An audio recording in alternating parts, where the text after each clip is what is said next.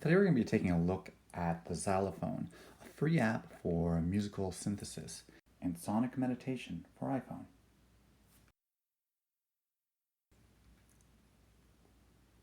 So when you open up the Xalophone, it'll present you with an interface that looks like this. Touching anywhere within the circle will generate a tone corresponding to a particular note on this 5-note scale that it's generated. The interface is radial, so as you go around, the frequency increases, except at the top where it flips over from low to high. It's multi-touch, so you can press multiple keys at the same time.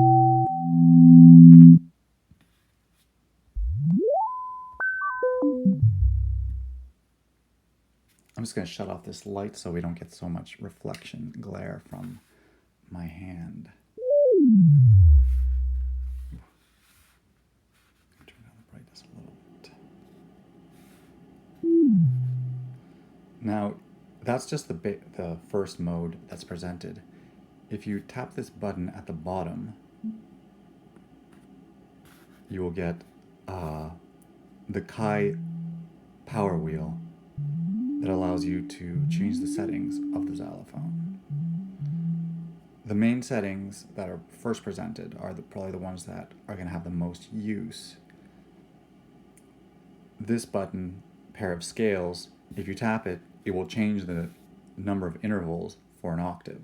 So an octave is a musical term for a set of frequencies that in a range from a bass frequency to double that bass frequency. So every time you go up an octave, you double the frequency. So this frequency is half this frequency, which in turn is half this frequency. Playing notes of the same that are just an octave apart tends to be harmonic. They go well with each other. Whereas playing notes that are slightly off, less exactly on. Okay, well that's a little bit of musical theory. The important thing to understand about the Xalophone is that it can divide the octave in different ways. That first mode was pentatonic, or 5 notes per octave, or 5 intervals per octave. This is 6 notes per octave. You can go 7 notes, 8 notes, 9 notes, 10 notes, 11 notes, and 12 notes, or diatonic, which is the classical Western scale. And as you can see, it kind of looks like a piano with its arrangement of, well, the white keys are black here and the black keys are colored keys here. It's not exactly like a piano because the black keys / colored keys extend all the way to the center, just like the white keys or black keys. But otherwise, it's fairly similar.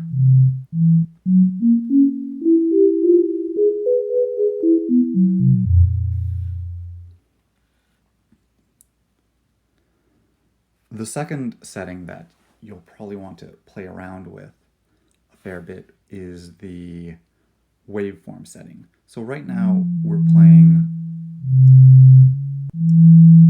sine waves. That's what this symbol indicates. Sine wave is a wave that is very smooth. The most basic oscillation, a spring will oscillate in a sine wave. There's a lot of examples. I'm just going to change the scale back to pentatonic because it's a little easier. But there's other shaped waves, such as a triangle shaped wave, which gives quite a different sound.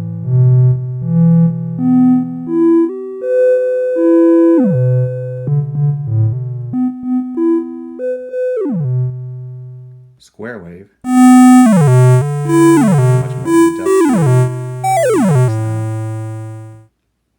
sawtooth wave.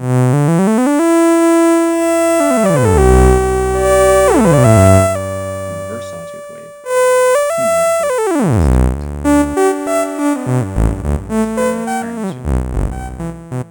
Be able to better discern the difference. So that's the 5 waveforms that are provided. Sine wave is probably the most pure tone and generally sounds nice.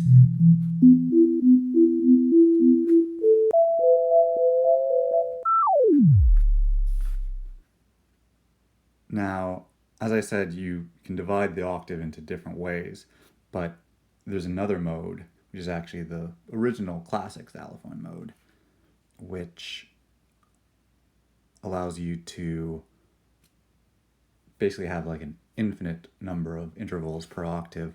It's continuous mode, and you get that by hitting this switch that looks like a triangle in a box. That switches. Now we're in circle continuous mode. As you can see, the keys don't light up because the keys aren't really what we're hitting. We're just hitting the frequency. It's a continuous set of frequencies from our base minimum frequency to our base to our maximum. Now it covers the exact same range as with the keys. So you can see if I hit the key and then switch, I'm still hitting the same note.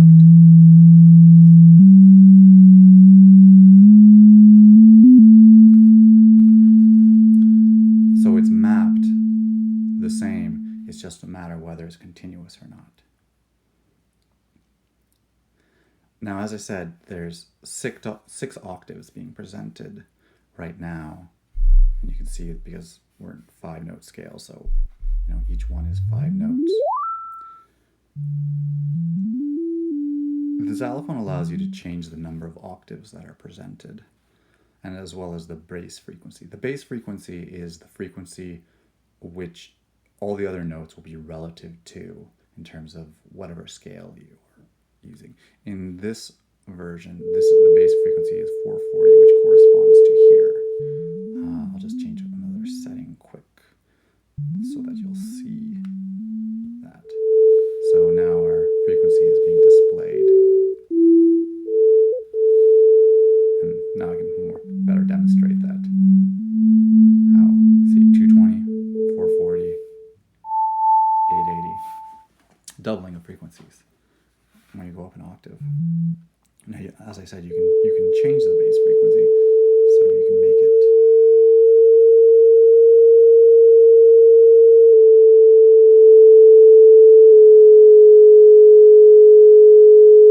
And you can see the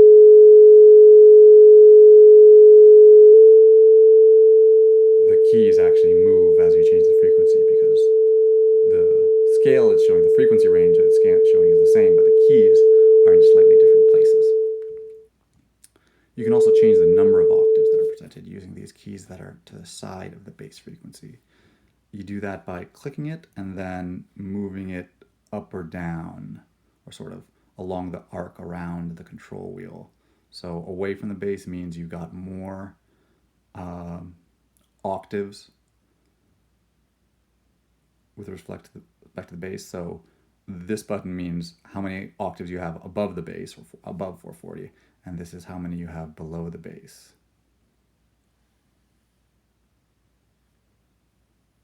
So more, less. And now that we've expanded our range, actually it's the same range on the bottom, but now we can go much higher, all the way up to 6128. Oh wait, nope, 7040. Which is 4 octaves above our bass of 440. And 27.5, the lowest key on a grand piano. 4 octaves below our bass. Certainly when you're starting out, you may want to do a smaller number of octaves. but at the same time, you get a much wider sound the more octaves you have.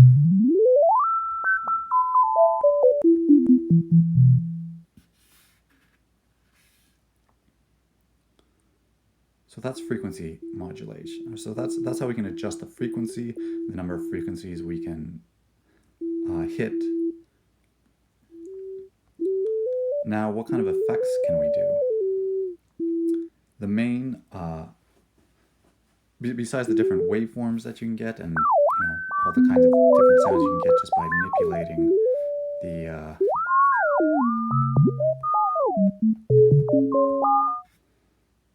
the controls and very continuously smoothing, there's also a delay slash loop slash echo effect, which is represented by this hourglass icon. Currently, you can see it's set to 0 seconds, and that's why we just hear it while we're pressing it, and that's it.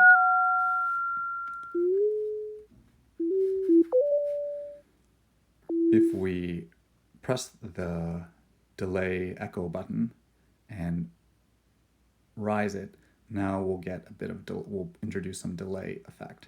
So it's in 0.1 second increments, and you can go up to 2.5 seconds. And now you can hear it echoes.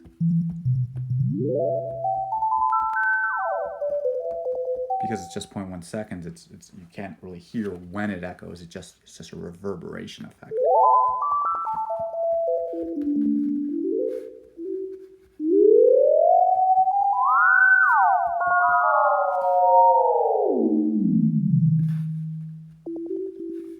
If we raise it to 0.2 seconds,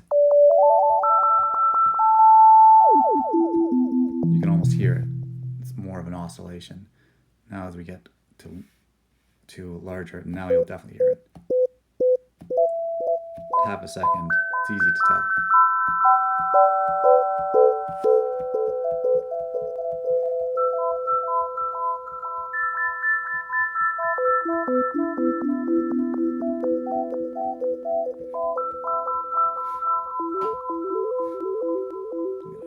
Raise the number of octaves.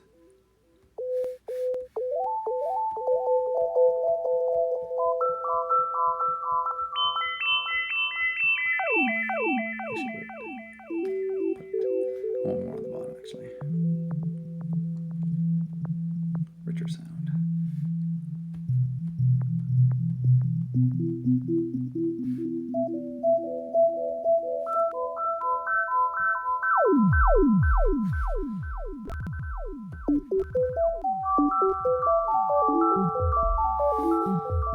Now, there's some settings that can be adjusted for the timing delay.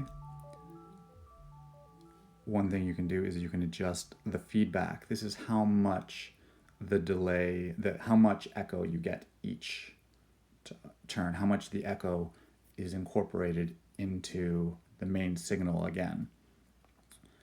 So if you put that really high,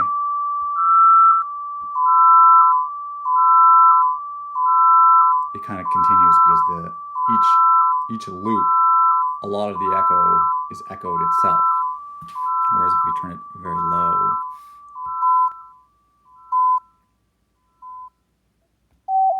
you hear it echo once and then it's very low.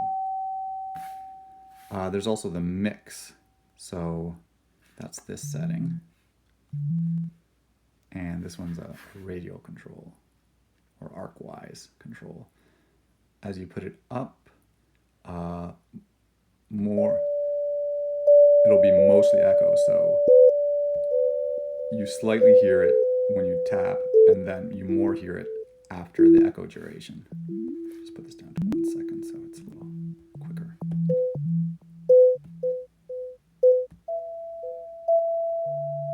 Whereas if you put it low,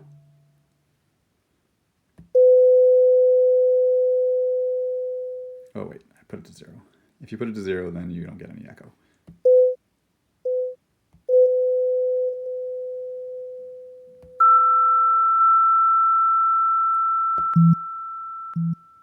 So now the mix is only, it's 90% main signal, 10% mix. So the echo is very light. The default setting should be at 0.5 because that for both the feedback and the mix for the delay, and then set the time to whatever you want. But I mean, choose whatever settings you think are best.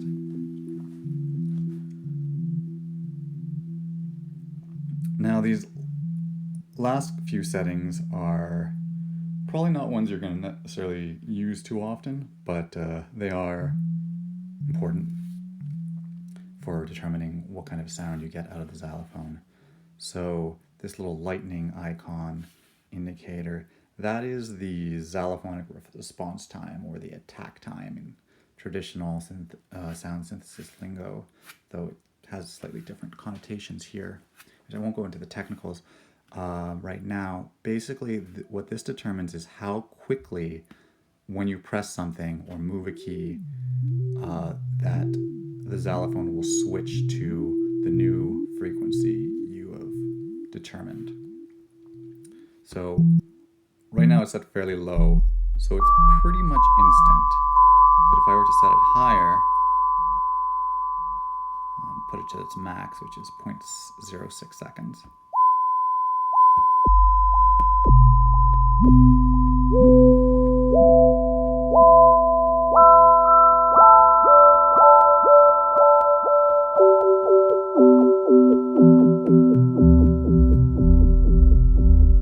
Now, in terms of you can kind of hear that the higher notes have that kind of wop effect. The low notes, the main thing to notice from them is that you hear less kind of pop when you hit them. And that's because it's not too quickly going into the low note, which actually kind of ironically generates a sort of high sound. So because it's more smooth, gradual change, the low notes are a little bit more pure, whereas the high notes are, well, they're still pure, but has to do with the shape of the sound wave. Now, normally you're probably going to want to keep it at its default or close to it, which is 0.009. But you may find cases where higher is better or lower. And in fact, depending on which device you have, that might impact which setting is optimal. I try to provide a reasonable default, but may not be great for every purpose. The next setting here is the diminish effect. Now, when you hit a note, I'm going to shut off the echo because that's going to confuse us right now. When you hit a note, you can hear it sort of lasts for a little bit. If you hit, especially if you hit it quick, because it's pressure sensitive, as you lift up, the note tends to go down. So if you do it smoothly, you won't have any echo when you lift off because it'll already be too low to hear pretty much just before you lift off. Whereas if you hit fast, it kind of sticks. And in order to make sure that it doesn't stick continuously, there's a diminish effect. And that's what this downwards broken arrow represents. It represents the volume of a note diminishing once you lift your finger off of it. So this is a reasonable default when you have 3D touch mode, because as I said, mostly your finger lifting does the job of lowering the note or diminishing the note, as you're releasing it. That said, depending on how quickly you lift your fingers off, you might do better with a higher or lower, and depending on how much of an echo or sort of a continuous decay effect, you might want a higher or lower version. So, as I said, with that, but if I turn it up higher,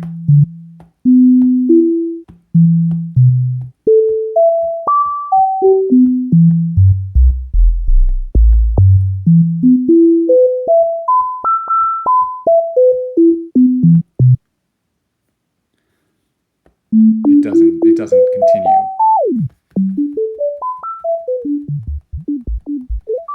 subtle difference, but can be huge in certain cases. I'll put it back to it. I'll just leave it up there for now.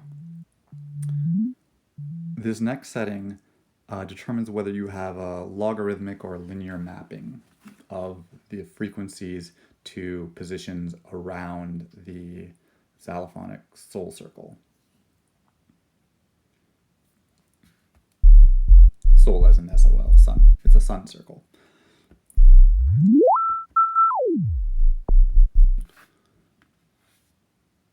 Now, right now it's in logarithmic mode, which means that each note has an equal width, equal angle around the circle. And the alternative is linear mode, which changes the key, how wide the keys are. So it's actually the same number of keys, but in this linear frequency mode, the lower keys are much narrower. And this has to do with the fact that at the lower octaves, because each octave doubles, each octave higher is a doubling of frequency. It means but each octave has the same number of keys. The lower number octaves have the frequencies are much closer together for adjacent keys, whereas the higher number octaves, they're much wider apart. So you can see the frequencies. So here between, it's over 300 difference, whereas between here and this lower octave, it's only about 80. The reason why you might want to play in the different linear versus logarithmic is you can get different levels of, it kind of changes, what happens, especially when you're swiping across the board. So here's with linear, logarithmic. It's also just kind of interesting to see how frequencies map differently. This is sort of reality. I mean, this is how far the frequencies are apart from each other in a linear sense. But this is sort of how we perceive sound as being steps that are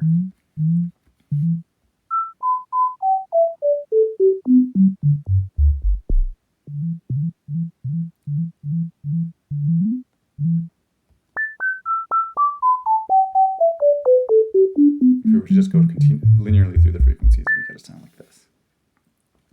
These last couple settings, last few settings are ones that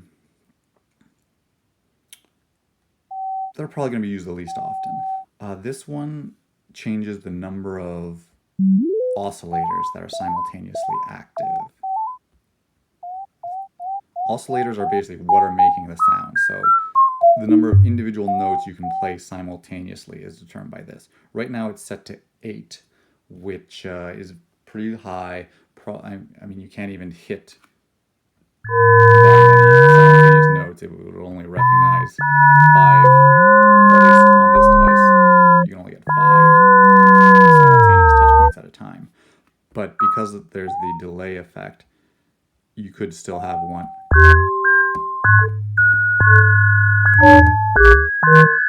You could have the sound, the reverberation, the echo from one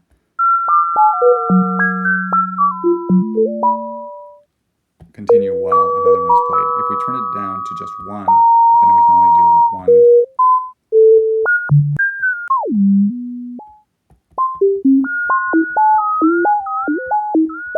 Reasons why you might want to have that mode is if you don't want to have too many multiple different oscillators at the same time. It's just kind of a limitation that you can set. But generally, you're probably going to want to have it high because it generally sounds better. This button just determines whether we see frequency is noted.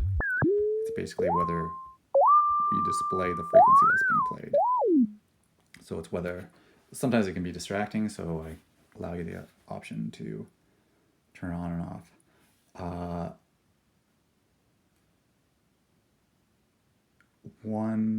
And in addition to that, similarly, there's this button on the other side of the number of octaves determining button on the other side of the menu, which if you hit it, it goes into stealth mode. And in stealth mode, it doesn't show the keys, except when you hit them.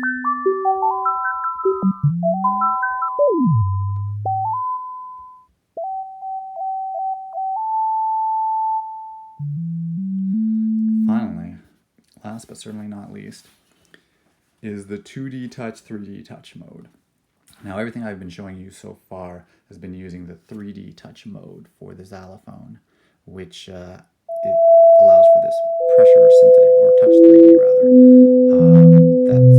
which is found on iPhone models from the 6S to the 10S and 10S Max. The only exception being the iPhone SE.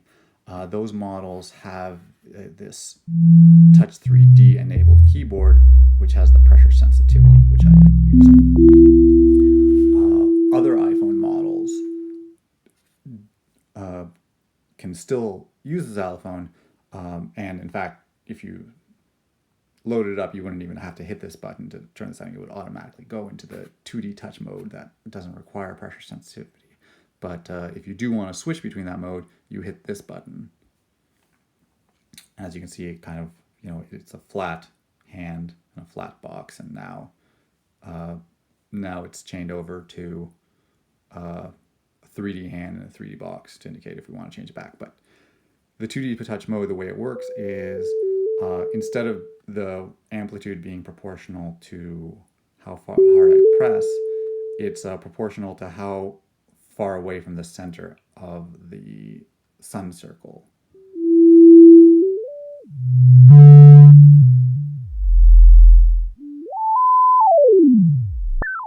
So near the center, it's quiet.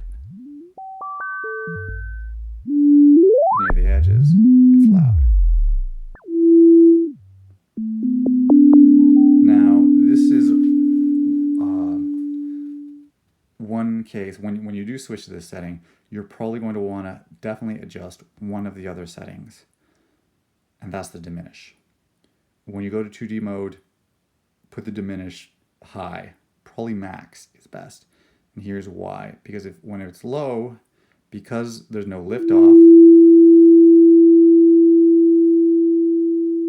when you lift off of a high amplitude or a high volume note, it's going to continue because the decay doesn't go very high. Whereas with a high decay, it doesn't last very long.